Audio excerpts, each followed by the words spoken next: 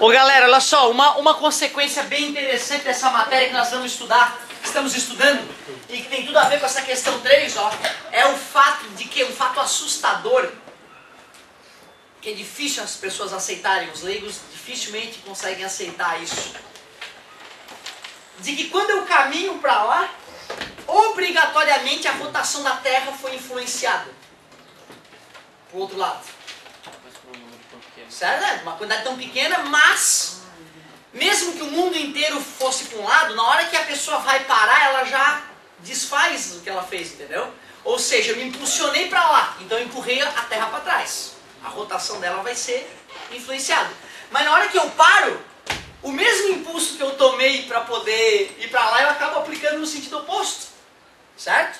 Mas tu vê, as pessoas que entendem um pouquinho de física, mas não muito, chegaram a criar na internet o dia do pulo. O dia do pulo, eles queriam combinar para o mundo inteiro pular na mesma hora, para alterar alguma coisa na Terra, ou sentir alguma alteração. Só que o cara não fez o cálculo da massa das pessoas na Terra com a massa da Terra. A massa de todos os habitantes da Terra é basicamente nada perto da massa da Terra. Ou seja, mesmo que todos nós organizadamente pulássemos no mesmo sentido, a rotação da Terra não ia sofrer grande influência. Mas para provar melhor do que eu estou dizendo, é só lembrar que o tsunami, lembra? Fez a Terra abrir um pouquinho os braços e depois daquele fenômeno a rotação da Terra foi reduzida. Os dias ficaram 0,0003 segundos mais longos. Lembram disso? Cheguei a comentar com vocês isso, né? Até dei uns plié aqui na sala para explicar para a galera. Quase me arrebentei aqui no balé. Tô bem enferrujado do balé, né? Mas lembra disso? A Terra, então, ó, tava com o braço fechadinho. Depois do tsunami ela abriu um pouco os braços. Bem pouquinho, ela aumentou 2, 3 centímetros no Equador. Mas isso fez com que a Terra começasse a girar um pouco mais lentamente. Não vai mudar nada na tua vida, não é perceptível. Mas os satélites que orbitam a Terra e medem o diâmetro da Terra e precisam, então, desses dados do tempo, da duração de um dia com grande precisão, esses satélites puderam detectar essas variações. Interferia se eu tenho Sky e a... Não, na verdade, porque o satélite da Sky dessas operadoras são todos geoestacionários, eles ficam parados num ponto do céu sempre, certo?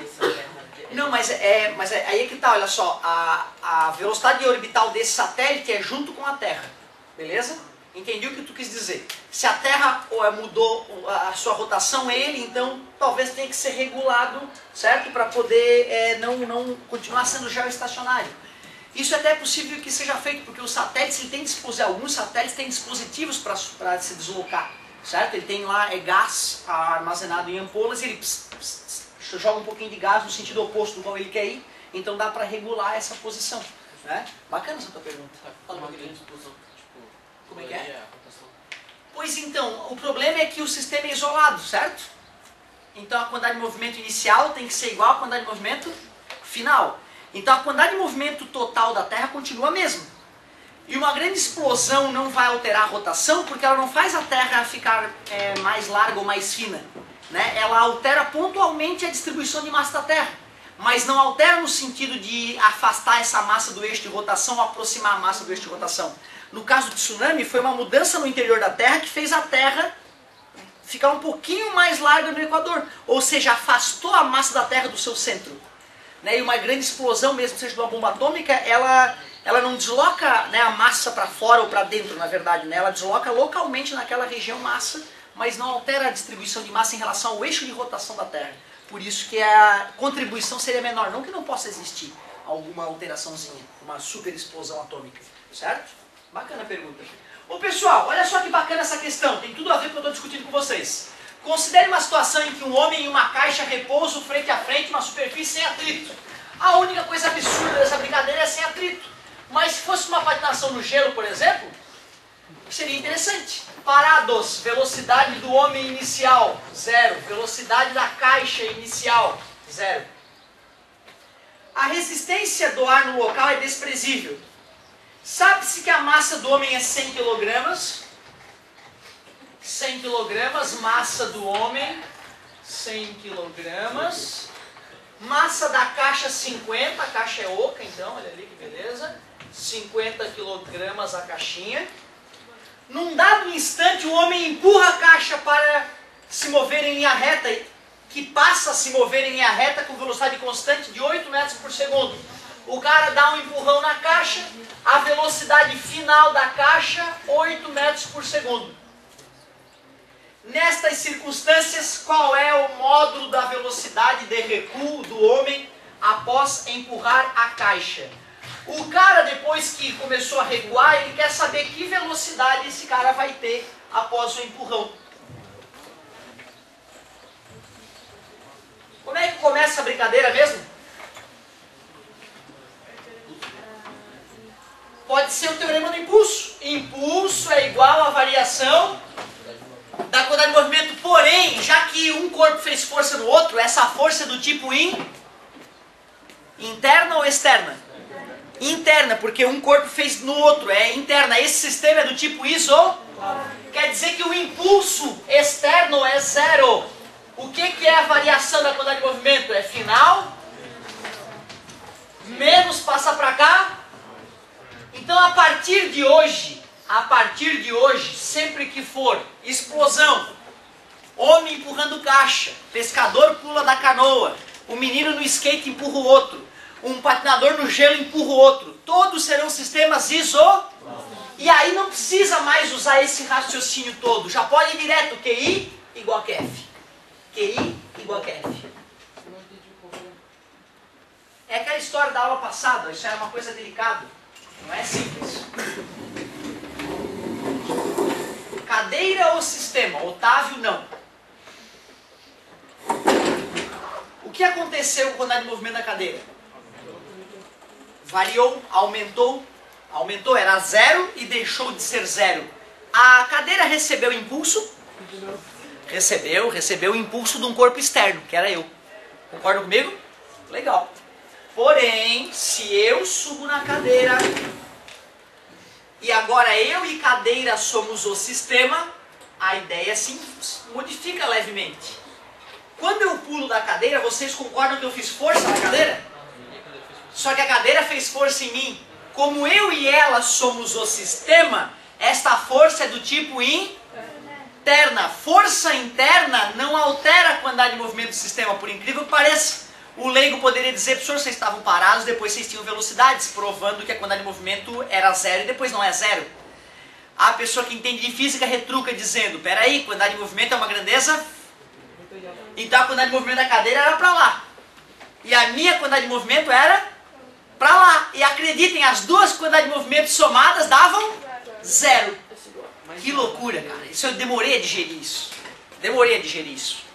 A da cadeira não tinha que ser maior que a tua. A velocidade da cadeira, mas a quantidade de movimento, o M vezes V da cadeira, tem que ser igualzinho ao meu M vezes V. Cara, isso é muito legal, sabe por quê? Porque aí tu começa a perceber como a indústria cinematográfica é idiota em vários quesitos. Quando o cara atira uma bala, uma arma, a mesma força que o cara produziu na arma enquanto segurava a arma é a mesma força que vai atuar no corpo do cara que recebeu o tiro. Bum. Esse sacão que eu recebi aqui na minha mão tem que ser o sacão que o cara recebe no peito dele na hora que ele recebe o tiro. Aonde que a bala se impulsionou para poder ir para o adversário? Não foi no meu corpo? Onde é que a bala vai se impulsionar para parar? Não é no corpo do cara? Tá entendendo? É mais ou menos como eu fazer assim, empurrar ela e com o impulso que eu dei nela, abraçar o cara. Ou seja, a força que eu fizer nela vai ser a mesma força que eu fizer no cara depois. Tu entende o que eu estou te dizendo? Resumindo, os filmes do Steven Seagal, que ele vai lá, pega um 45 enorme e tal, ele vai lá e faz assim, bum. E na hora que a bala atinge o oponente sai voando. Ele ficou parado. Bum. E aí na hora que a bala bate no cara, a bola sai arrastando o cara. Isso é um absurdo da violação da quantidade de movimento. Toda a vida que o cara dá um tiro, exatamente a mesma pressão que o cara sentiu na arma ao disparar é a pressão que vai bater no peito do cara. A diferença é que a força que a arma fez na tua mão estava apoiada numa superfície grande, que é o cabo da arma. Concorda comigo? E a força que vai atuar no teu adversário vai ser na ponta da bala, que é pequenininha. Então a pressão é enorme e a bala penetra no corpo do cara. Mas a quantidade de movimento é a mesma. Loucura, né? Ou seja, a mesma pancada que o cara recebe, que o cara sente na hora do tiro é a pancada que a pessoa recebe, e isso tem a ver com a física que nós estamos estudando agora, a física básica. Te falei, né, qual é o filme que retrata os tiros adequadamente, né? Resgate do Soldado Ryan. Quem não viu, veja, porque é um filme histórico que vai te ensinar muito sobre a Segunda Guerra Mundial e vai te mostrar a verdadeira face de receber um tiro, que é se curvar na direção em que tu recebeu o tiro e morrer. Certo? Beleza? Aliás, cara, eu tô vendo eu gravei aqueles episódios, Humanidade e a História de Todos Nós, tá? Do Discovery, não do History, do Discovery. Não sei qual dos dois é. E, cara, vale a pena ver aquilo ali. É uma aula de história divertida, né? Uma aula de história divertida. Não que a aula de história não possa ser divertida, mas ali, cara, o cara simplesmente fica, né? Sacanagem. Sacanagem. Isso é maldade de vocês. Só pra tu sentir, eu lembro da minha primeira aula de história do meu terceirão, mais de 10 anos atrás. Vou te provar. Os povos gregos que dominaram a Grécia Antiga. Vocês lembram? Os jônios, aqueus, dórios e eólios. Agora gostasse. A minha primeira aula de história do terceirão de 1999. Eu lembro até hoje. Os povos gregos que dominaram a Grécia Antiga. Jônios, aqueus, dórios e eólios. Né? Como é que eu sei disso? Não sei. O professor, cara, ele usava uma técnica bizarra de mnemotécnica. Ele chegava na sala muda, escrevia o quadro todo. E a galera copiando. Daqui a pouco ele, com a coetizão esquisitão, ele chegava e começava a ler o quadro. Só que a galera tinha que ir lendo junto com ele, e repetindo, e repetindo. A gente repetia tanto, cara, que depois, mesmo sem saber história, a coisa brotava de ti. Então eu não sei, eu não sabia que os povos gregos dominaram a Grécia Antiga. Mas aí alguém, de repente, me perguntou e meu corpo cuspiu aquela resposta. Os olhos aqui, os olhos e olhos. Eu até me assustei. O que é isso, meu Deus? Eu não sei isso. Perguntaram de novo, tem certeza? Eu não. Aí eu fui conferir, aí eu vi que era, cara. E aí eu fui ver que a mnemotécnica funcionava. Eu aprendi inglês por mnemotécnica. Aprendi inglês por mnemotécnica, cara. Porque assim, eu estudei inglês que nem vocês na escola, mas não adiantava, não aprendi a falar inglês. Aí um dia um vendedor me pegou na rua, aqueles vendedores que te pegam na rua pra vender alguma coisa, né? Eu era gurizão, não sabia ainda que tinha que mandar embora. E aí acabei comprando o negócio. Comprei um curso de inglês pro mnemotécnico. Ela me jurou, não, em 1 ano tu vai estar falando inglês. Tô falando inglês. Eu liguei pro meu pai, convenci ele de que ia ser um puta do negócio. Não, pai, tem um cara aqui, muito bom cara, entendeu? Quando te pararem na rua, meu querido, tu, mas eu não posso, querido, tô indo pra igreja, não posso, não, porque vão te vender alguma coisa inútil. Por sorte, meu pai falou, olha, se não aproveitar essa merda, vai dar encrenca em casa, tu me aparece em casa sem falar inglês daqui a 1 ano e vai dar merda pra ti. Eu fiquei com medo, né, então eu fui no curso. O curso funcionava assim, cara, ó. Era 1 aula por semana, de meia hora. Só que tu tinha que passar a semana inteira escutando um DVD de uma aula, escutando um CDzinho. Tu escutava um CD 15 minutos, aí escutava mais uma vez, pegava o livro, fazia uns exercícios, era 1 hora por dia de estudo. E eu obedeci. 1 hora por dia e tal, e aí no final daquela semana ia lá, tirava as dúvidas. Eu fui fazendo isso. Cara, por incrível que pareça, depois de um tempo eu conseguia arriscar alguma coisa e falava alguma coisa. Eu não cheguei a terminar o curso, que era de 1 ano, mas em 9 meses eu consegui arranhar alguma coisa. Eu fiquei impressionado como a mnemotécnica é poderosa. Só que é um saco, entendeu? Todo santo dia tu tem que estudar 1 hora, aí não precisa ter aula mesmo, porra. Tá estudando em casa todo dia 1 hora, tu vai fazer o que com o professor na sala de aula? Ou seja, de certa forma, cara, funciona, vendia como uma coisa, um remédio milagroso, mas na raça acabou funcionando, eu fiquei impressionado. Outra coisa, quando tu errava uma palavra lá, que 1 hora era ditado, tu ficava escutando e ficava tentando escrever o que o cara dizia no inglês. Imagina, um cara que não escuta nada em português. Tem que passar 1 dia, 1 hora por dia escutando e tentando escrever. Cada palavra que a gente errava, tinha que repetir 20 vezes a palavra escrita correta. Como é que o cara vai errar a próxima vez que o cara for escrever a palavra? Né? Impregna mesmo no cérebro. Então, ó, uma dica pra ti, cara. Existe curso de tudo por mnemotécnica, né? Neurolinguística, né? Mnemotécnica e neurolinguística. Então, às vezes, vale a pena. Tu não aprende pelo método convencional, procura um curso diferente, que usa técnicas diferentes, talvez tu te encontre. Sacou? Legal isso, hein? Tudo isso porque a galera tava me sacaneando com a aula de história. A gente tive que arrumar o meio de campo. Brincadeira. Vai! Hã? Quem é o início, quem é o fim? Início, fim. O andar de movimento inicial é a do homem no início, parabéns garoto, e a da Quantidade de movimento final. A do homem no fim, a da caixa no fim. No início, ambos estavam parados, por isso vai ser m vezes v mais m vezes v, como a velocidade é zero, vai dar. No fim, massa do homem, velocidade do homem. Massa da caixa, velocidade da caixa. E aí, galerinha, massa do homem, velocidade do homem.